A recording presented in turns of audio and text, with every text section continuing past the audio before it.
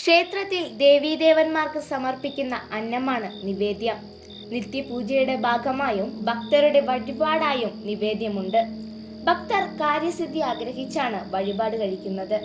പ്രാർത്ഥനയ്ക്കൊപ്പം വഴിപാട് നടത്തുക കൂടി ചെയ്യുമ്പോൾ അത്ഭുതകരമായ ഫലം ലഭിക്കും. പല ക്ഷേത്രങ്ങളിലും പലതരത്തിലുള്ള വഴിപാടുകൾ ഉണ്ടെങ്കിലും നിവേദ്യത്തിന് ഏറെ പ്രാധാന്യമുണ്ട്. നിവേദ്യച്ചോറ് എന്ന് ചിലർ പറയാറുണ്ടെങ്കിലും നിവേദ്യ പ്രസാദം എന്ന് പറയുന്നതാണ് നല്ലത്. ദോഷപരിഹാരമായി ക്ഷേത്രത്തിൽ വഴിപാട് നടത്തുന്നവർ ഈ പ്രസാദം അല്പമെങ്കിലും സേവിക്കണം. കഴിയുമെങ്കിൽ വഴിപാട് നടത്തുന്ന സമയത്ത് ആ പൂജ കണ്ട് മനം നിറഞ്ഞ് പ്രാർത്ഥിക്കുകയും വേണം. ഉണക്കലരിയിലാണ് സാധാരണ ഉപയോഗിക്കുന്നത്. വൃത്തിയോടെയും ശ്രദ്ധയോടെയും ദൈവഭയത്തോടെയും തിടപ്പള്ളിയിൽ നിവേദ്യം തയ്യാറാക്കിയാലേ സങ്കല്പം പൂർത്തിയാവൂ.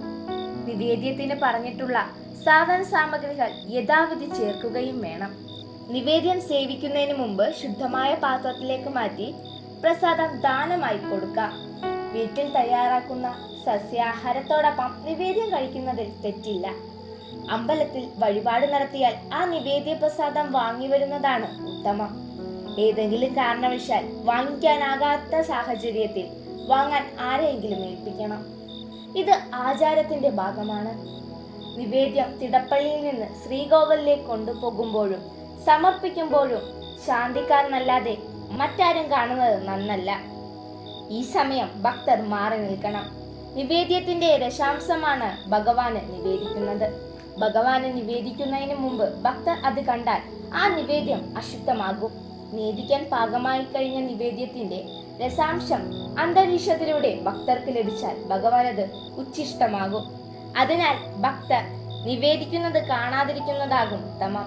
ക്ഷേത്രസങ്കല്പം ആചാരങ്ങളുടെയും അനുഷ്ഠാനങ്ങളുടെയും ഒരു കലവറയാണല്ലോ. അതിനാൽ ആ ആചാരങ്ങളും അനുഷ്ഠാനങ്ങളും അതേപടി പിന്തുടരുന്നതാണ് അഭികാമ്യം. ഒരു കഥ കൂടി പറയാം.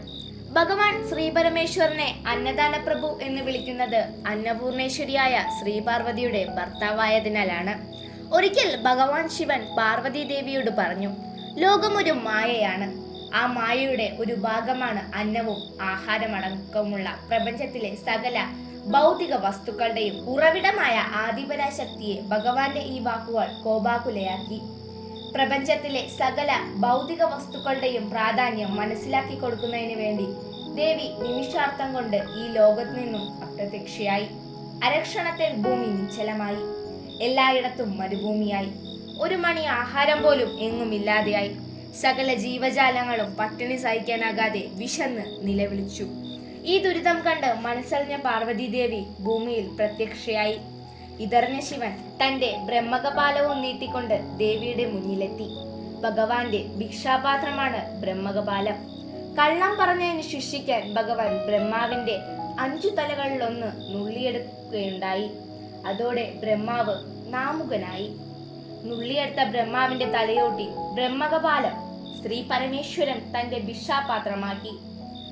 തന്റെ മുന്നിലേക്ക് നീട്ടിയ ബ്രഹ്മകപാലത്തിലേക്ക് ദേവി അന്നം ചൊരിഞ്ഞു.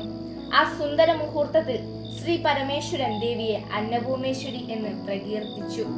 എന്നിട്ട് പറഞ്ഞു, എനിക്ക് മനസ്സിലായി, ആത്മാവിനെ പോലെ മായയല്ല ഭൗതിക ലോകം. അത് കേട്ട് ചിരിച്ച അന്നപൂർണേശ്വരി സ്വന്തം കൈകൾ കൊണ്ട് തന്നെ ഭഗവാനെ ഊട്ടി. അതോടെ ശിവശൈത്യരൂപിണി അന്നദാന പ്രഭുവും അന്നപൂർണേശ്വരിയുമായി തീർന്നു.